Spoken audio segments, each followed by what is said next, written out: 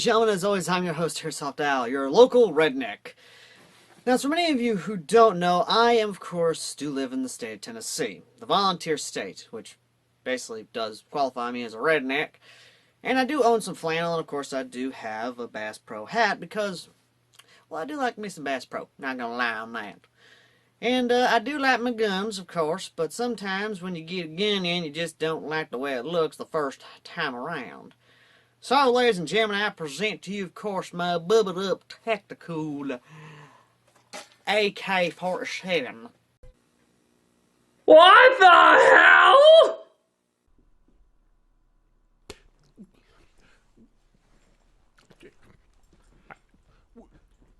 What the fuck? Jesus, people, I didn't know you were so averse to that. In all seriousness, though, ladies and gentlemen, this, of course, is my JG solid folding stock AK-74 Bubba Up. And what does Bubba Up mean? Well, I don't have the money for, of course, the fancy rail system to put on the thing. So, fuck it. I decided to just bolt on the rail, just put a pec box in there. And then, of course, I don't have enough battery space under the cover here, so I decided to front wire it, of course, with an extension to put into the pec box of having, of course, you know, just a bit of more battery.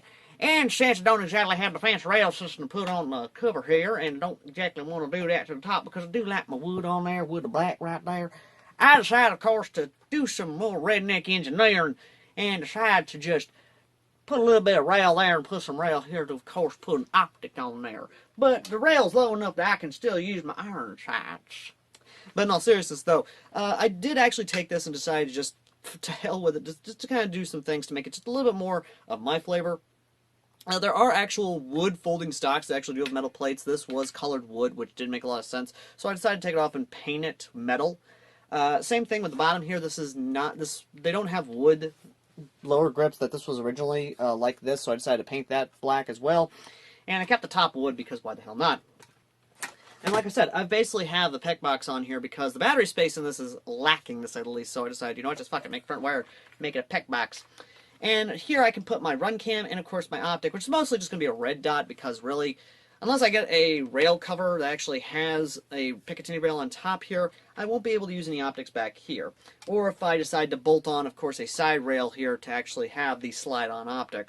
Now, aside from that, I did put an extended barrel in there, and I decided to make it a little better by putting some cotton in there. Yeah, the barrel's a little off-center, but it does still do the job, at least.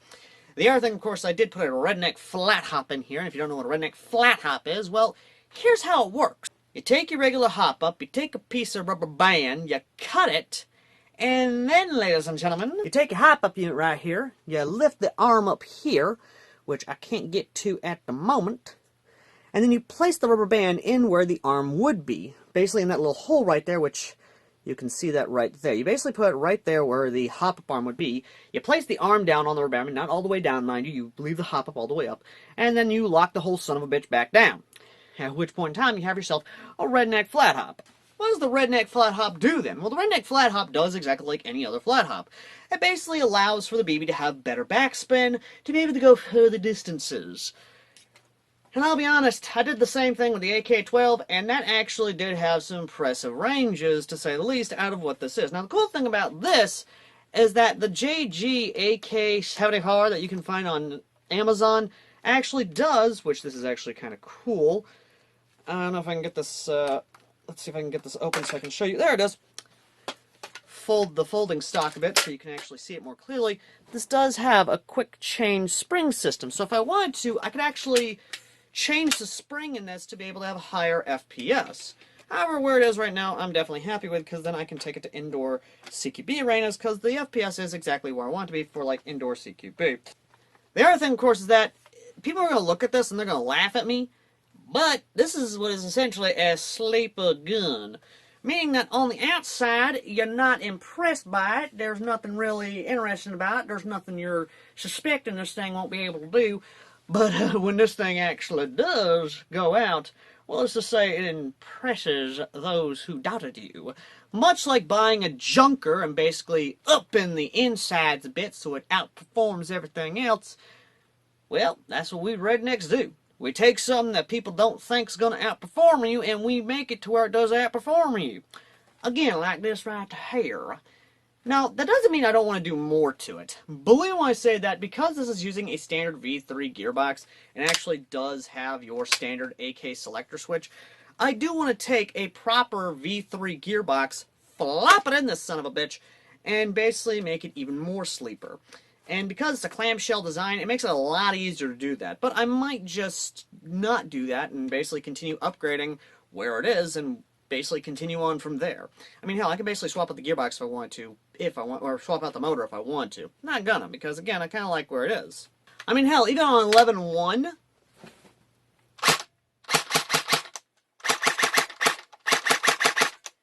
ain't that bad on semi-automatic.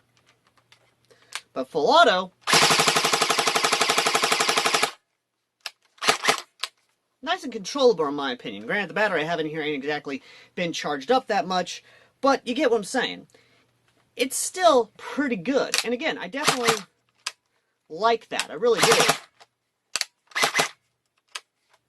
So yeah, the plans for this is basically just to keep working on it. I do want to replace the brass barrel that's in here with an actual Type 4 inner barrel. And of course replace the hop-up in here with maybe like a, a proper like metal hop-up or something along that nature. Because again, I definitely do like this. I love the way it looks. I like the way it performs. Again, it's definitely a little bit of fun. Now, I am planning on taking this to an actual game and basically making people look at me like I'm crazy or like I'm just a simple redneck who doesn't know exactly what he's doing. And that right there, ladies and gentlemen, is how you subvert expectations. Because just first glance looking at this, they ain't going to expect that much. But when you actually take it out to the film performance, well, then people going to look at you with either respect or disgust. Either way, I don't care, because I love doing shit like this. So yeah, do you think this is a bub it up AK, or do you think this is cursed? I don't care, but I'd love to hear your thoughts in the comments section. Have you bubbed up your own gun? Let me know in the comment section down below. And as always, ladies and gentlemen, I've been AirsoftAL. If you want to help me out by actually doing more internal upgrades with this thing and making it just a little bit more cursed, sound off in the comments section. And as always, ladies and gentlemen, I've been AirsoftAL. And I will see you lovely, lovely people in the next video. And would you kindly consider donating to the PayPal down below? And, yeah, I'll keep you guys updated when I do more upgrades to this thing and show how to upgrade this if you get one yourself. And, yeah, till next time, ladies and gentlemen, I've been AirsoftAL. See you all in the next video.